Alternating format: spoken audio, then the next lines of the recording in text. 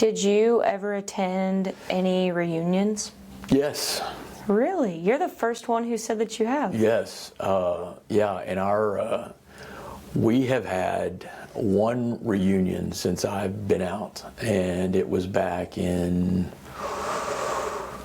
maybe 2017, 2018. And, we all got together online and put together a reunion down in Kerrville, Texas, and we did it at this big ranch that was set up down there specifically for these types of events, very posh. And what was the name of it? I can't remember to save my life. Because I think I know the one that you're talking about. Yeah, there's a big swimming pool and nice place for dining out, and we had a big dinner and all this stuff, and got together and told stories, and I saw tons of people. You know, that was, like I said, 2018. I'd gotten out in 2010, and all those guys I was with, I hadn't seen those guys since 2008, so it'd been at least a decade. But it was fantastic, and since that time, gosh, I guess 2 or 3 people have committed suicide since then from that group. So, yeah, it was cool. It was very much. I wish we would do it again.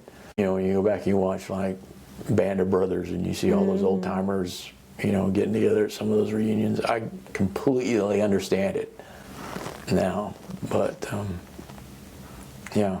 Do you feel like that reunion kind of helped you? I know that you had said when you transitioned, yes, it had been 10 years, but even today you said sometimes you still feel like the odd man out. Do you feel like at that reunion, you maybe didn't feel like the odd man out? Oh, yeah, obviously. I mean, felt back at home. You're one of the pack. Yeah.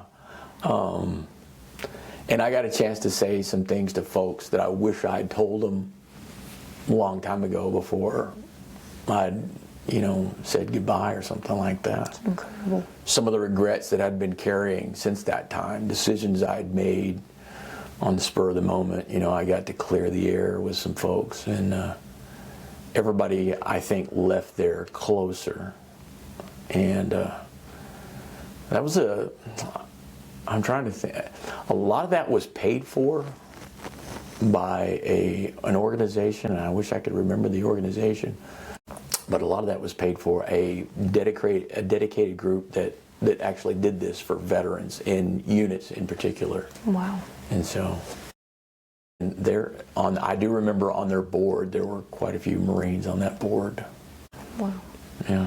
And have you stayed in touch with some of those guys that you got to, you know, see at the reunion? Yeah, not all of them, not by any stretch, because, you know, those guys were going through struggles, and, you know, we'd had tons of failed marriages, and I didn't know it then, but people had already attempted suicide. We had some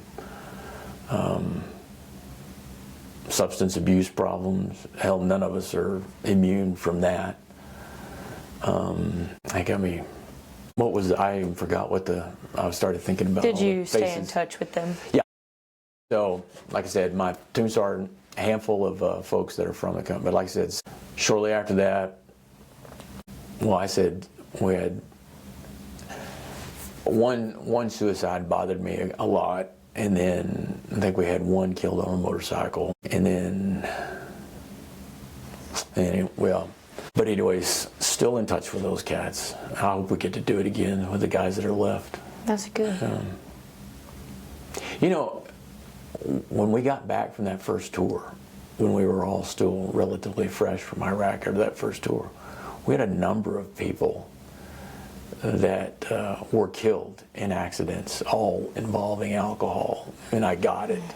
I understand it now. I didn't back then, because I was in the throes of my own abuse problem back then, but we lost a number of folks. I think we had like 6 killed across the battalion in motorcycle accidents. It was just getting liquored up and then getting on a bike. And I was guilty of that too. Had a Triumph Speed Triple. I would ride 130 miles an hour everywhere and didn't care if I bit the dust or not. At that time. Completely different now, but back then I didn't give a shit one way or the other. It was still fresh back then, a little bit older and hopefully wiser.